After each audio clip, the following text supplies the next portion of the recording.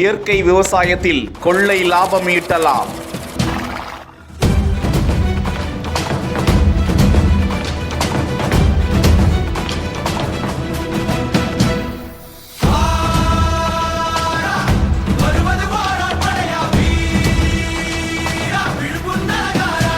பாரம்பரிய நெல் ரகங்களில் அதிக மகசூல் பெறுவது எப்படி?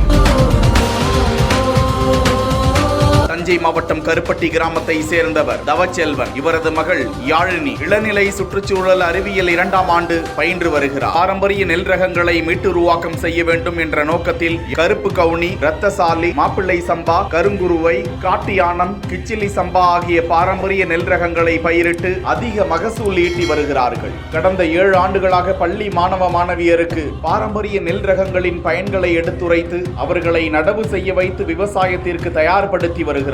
மாணவர்களால் நடவு செய்யப்பட்ட கருப்பு கவுனி நெல் அறுவடைக்கு தயாராக இருக்கும் காட்சியை தான் பார்த்து கொண்டிருக்கிறீர்கள்.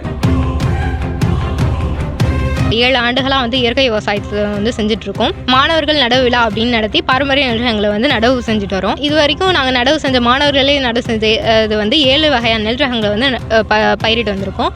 அதில் கருங்குருவை, மாப்பிள்ளை சம்பா, பூங்கார், கிச்சலி சம்பா, தங்க சம்பா, கருப்பு கவுனி, காட்டியானம் போன்ற 7 வகையான நெல் ரகங்களை பயிரிட்டு செஞ்சுருக்கோம். இதோட பயன்கள் என்னென்னா, கருப்பு கவுனி நீரிழிவு நோயையும் அது மாதிரி பூங்கார் பாலூட்டும் குழந்தைகளுக்கு, கருங்குருவி கருத்தரித்த பெண்களுக்கு, மாப்பிள்ளை சம்பா மெலிந்து இருப்பவர்களுக்கு அப்படின்னு இதோடைய மருத்துவ பலன்கள் இருக்குது. நம்மாழ்வார்களும் அவர்களின் வழியால் ஐயா நெல் ஜெயராமன் அவர்களின் வழியில் மரபுசார் வேளாண்மையை நம்ம மீட்டெடுத்து அதை உலகிற்கு கொண்டு சொல்லணும், நஞ்சிலா உணவை மக்களிடையே பரப்பணும் அப்படிங்கிறது எங்களோட நோக்கமாக இருக்குது. வயலில் நாங்கள் பயன்படுத்துகிற அந்த இடுபொருள்கள், நெல்களுக்கு பயன்படுத்துகிற இடுபொருள்கள்லாம் என்னென்னா பஞ்சகாவியா, மீனோமிலம், ஜீவாமிர்தம், பூச்சி விரட்டி போன்ற இடுபொருள்கள் தான் பயன்படுத்துகிறோம்.